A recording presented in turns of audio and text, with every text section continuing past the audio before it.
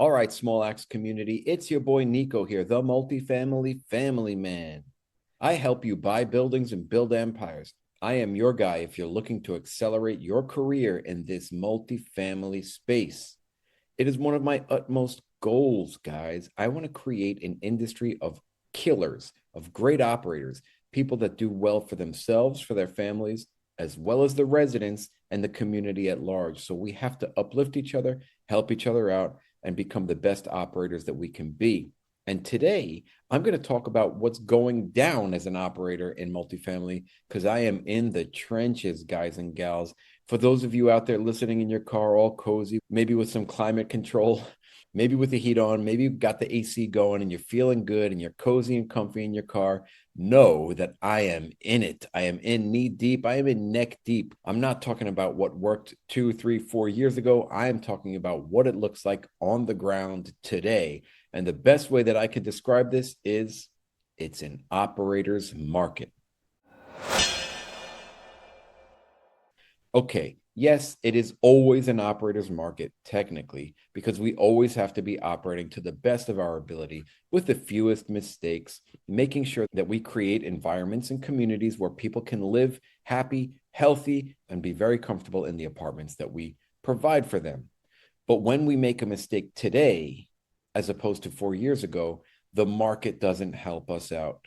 Maybe 6 years ago, people were able to make a lot of mistakes and still do fine and actually even turn profits because the market was so strong. The rental market today is not as strong. How do I know this? Well, I currently own and operate 90 units. And I'm going to tell you straight up, it ain't easy. We've got properties where occupancy is down, guys. We had one property, our 16-unit property, have 5 vacancies. Do you know how scary that is? That is 1/3 of the population gone of our property. How are you going to pay bills in that scenario? And that's just one example. Okay. So we're competing with other properties out there, other landlords. We're competing with single family. We're competing with people moving back into their homes because they can't afford rent. We're competing with people that are buddying up and getting roommates. We're competing against people doing pad splits, sharing rooms, etc. So it's tough today. To combat all this and to be the best that we can be, we're trying so many different things: concessions, lowering rent, offering different things to residents, offering a TV at move in. Yes, believe it or not, a TV. And we're competing really hard right now for tenants. But I've noticed in my particular market in Lakeland, Florida, that concessions don't move the needle for our residents. Even if we offer them a full month free or 2 months free, our particular tenant base doesn't really bite on that. What they bite most on is lowering the rents. So after a few years of operating and consistently raising rents, and then rents have gone flat over the past year, now we're at the point where we have to reduce rents just to get residents in the door. This is what's going down today. And if you're not familiar with it and you're going into your first deal and you're about to underwrite it with 3% rent growth year over year, after you get it to market, you're going to be screwed. So when I'm underwriting today and I'm looking at a market rate, I really have to question whether or not that market rate is sustainable. And to give you a quick example, a broker sent me a package of a 7-unit deal with the option to add a single family home next door to the property. And it sounds great. In theory, it sounds like a great opportunity. But when I dove into the rent roll, I noticed some very strange things going on. Rent in for There were 4 studio apartments, I believe, in this particular one, and rents were basically $9.99 for 8 months or so. Then it went vacant for a month. Okay, they were turning the unit, obviously, and then they rented it for 15 something, 1,500 and something. How sustainable is that? How legit is that? So today I'm at like 83% occupancy across the portfolio. And yes, we're making some grounds, we're making headway, but again, we had to reduce the rents. So on lease renewals, we're still getting some bumps or some increase, but not much, maybe 1 to 3%, which is acceptable, completely acceptable in today's environment, in my opinion. But on asking rents for new rents, we actually have to reduce the rent just to get occupancy up. That's crazy. And in reality, does it matter? No, not really. You're hurting yourself a bit on cash flow, yeah, but it doesn't really matter unless we have to refinance or sell. right? That's when we're looking for maximum rent growth, minimum expenses, and the best NOI that we can possibly create to present the picture to a new owner or a bank if we're looking to refi.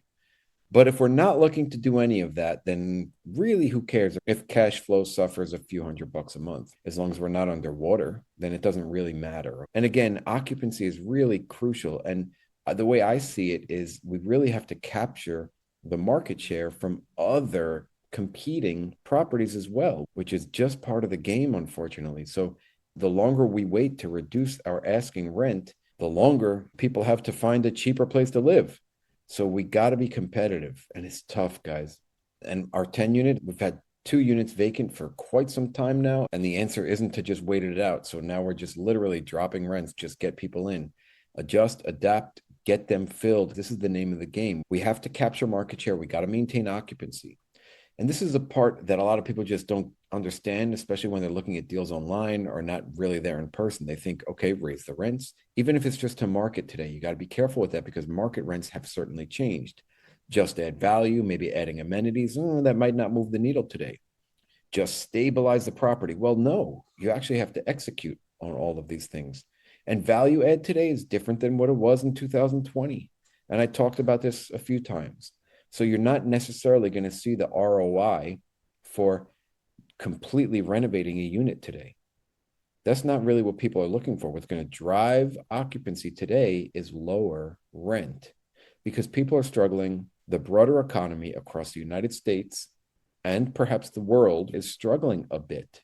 So you just have to execute. You just have to put your head down, get to work, try to ensure that the residents are happy. Make sure you answer and respond quickly to all maintenance calls. Get the work done. We do not want complaining residents. We want them happy. And you got to do this every day. And what's strange is that concessions don't work in my particular market. And it just leads towards what kind of tenant class do we have? Maybe they don't understand the fact that 1 or 2 months free is actually giving them a lot more money than $100 rent decrease. Okay. But what people like to see is they like to see their monthly payment month after month, exactly what it's going to be so they can solve to that monthly payment. And perhaps it's just too much to compute or really comprehend the fact that, yeah, they're getting 2 months free or 1 month free, which is actually a lot more money than just dropping the rent $100, but they want to see that $100 dropped. So that's what we're doing. We're listening to the consumer, right? Another thing that has worked for us is providing a TV. As strange as it sounds, this is our tenant base. We offered a free TV at move-in just to kind of test the water and see what would happen. And we got a tenant from it. Pretty quickly, they took the bait, and they wanted this TV. So within a few days of them moving in, we delivered them a brand new TV. It was easy to buy. We got it from like Walmart or something for like $200 or $300, which is actually saving us money instead of giving a month free or reducing their rent by $100 a month, right? So we got to think creatively now. The tips, tools, and tricks of the past might not be working today, so we have to be trying new things. Now, if occupancy is down, obviously cash flow is going to be down. And at the same time, we have debt, right? We still have to pay our loans. I actually have 2 bridge loans out. Can you imagine that? Bridge loans are very high levered and very high interest rates. So we're paying a crap ton of money to those bridge loans, and we're trying to get out of them. One of them we're not ready to get out of yet for our 13 unit because we just haven't stabilized yet. We need a few more months of that. And the other one, the 6 unit, we've been in for a year. The 6 unit property is the one that got hit by a car right before closing. We were going to sell it and make an epic return. And it got hit by a car. We lost that buyer and we couldn't get another buyer after. It took us a few weeks to get everything wrapped up and tidied up. And we went from 100% occupancy, 6 units filled, to losing 2. The one that got hit and then 1 more left. So we leased 1 back up fairly quickly. Now we're really pushing to get the other one leased up so we can look at a refinance option. And on the topic of the 6 unit property, we decided to change the way we listed it for sale. Yes, it's a 6 unit, but it's actually 2 parcels, a duplex and a quadplex. So in order to appeal to a wider potential buyer pool, we split it up, a duplex and a quad. So now we actually got a couple offers on it, which was fairly good. So I like the way this is going. We have some solid traction right now, but we also have a really good refinance option just waiting for us in the background. Once we are 100% occupied here, we can entertain a refi and I will have full terms and proceeds available to present to my team. And then we discuss the pros and cons of selling versus refinancing, etc. And we make a decision then. But we're close on that one. That 6 unit's going to do something good for us. It's just not easy, guys. It's really wild today. Very different than what it was in 2021. I promise you. But this is all natural, all healthy. We just have to learn to maintain our composure and rip through this with the best operating mind that we can possibly have. We need to be solid operators, solid asset managers, stay on top of our property management team, and make sure we are performing better than our competitors all around us. Now, back to the 13 unit, which is also on a bridge loan. In my opinion, that's now risky because the lending environment is not stable, in my opinion. It's emotional today. It's a bit uncertain. It's volatile. Rates could go up, rates could go down. Banks could underwrite completely differently. There's a potential war happening right now. Things are changing. Inflation might come back. Rates might go up, rates might go down. It's a bit wild and a bit sketchy. But I'm here and I'm still cranking. And the game plan holds true. And we are executing slowly but surely and with a lot more challenges than what I saw 4 years ago. So let's recap. Today, we're operating in an environment where rents are flat or declining. Expenses are very high today. Debt is more expensive. Banks are tightening up their criteria, looking for more proceeds if you're going to close on a new acquisition, or being sticklers with your T12 if you already have the loan with them. And with all this, you still have to perform well and you still have to show up for your team and you still have to show up for your tenants and make sure everybody is happy. This is where the game changes because when the market is and was hot back in 2020, a lot of people looked like great operators. Deals go well, rents rise, everything feels easy. And even my property manager said it. He's like, geez, when he started 9 years ago, 8, 9, or 10 years ago at this point, when he began his journey as a property manager, he could do no wrong. Obviously, it was not easy. It's never easy being a property manager, but the market was way more forgiving than it is today. I promise you that. And today it really comes down to, can you manage people? Can you lease units and keep people on site? Can you control expenses to a degree? And can you make decisions without perfect information? And do you have a long enough time horizon to where you have fixed debt so you can plan out the next few years? Because this down cycle is going to take a few years.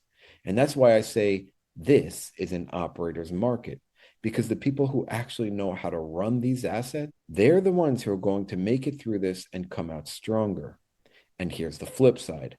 This is also where opportunity gets created because a lot of people step back right now. A lot of people freeze. A lot of people stop buying. And that means that there are discounts. I will not stop saying this until the market swings. We might be at the bottom. We might not be at the bottom. We might have passed the bottom. It doesn't matter. There are definitely discounts today. And if you can acquire a property at a discount, and if you can operate in this environment, if you can survive in today's environment, you're setting yourself up for future success when things finally switch back and loosen up again. And I'm not saying it's easy. I will never say that. I am in it right now, and it is a pain in the booty butt. We're making adjustments every single day. We're solving problems every single day. But this is the business. This is what it actually looks like. So if you're out there thinking, why don't deals pencil? Why is this so hard? Why is this harder than I thought? Good. You're seeing things clearly because this is not supposed to be easy. And on the flip side, don't think that if you're underwriting a deal that is 80% occupied, that you're just going to go in there and jam it up to 95% occupancy, because it's more difficult today to operate than what it was a few years ago. I promise you. And this is not supposed to be easy, guys. This is a very simple game, yes, but it's not easy. Simple in the fact that, okay, you own a property, people pay the rent and expenses for you, and you get some cash flow at the end of the day. You refinance it when you build up equity, or you sell it to realize that equity, whatever. So yes, it's very simple, but it is not easy. So what I want you to do today is keep a positive mental attitude. I want you to stay in the game, stay looking at deals, make offers at where you're comfortable. Be very conservative today Keep learning, and I will catch you guys on the next episode. Have a wonderful week.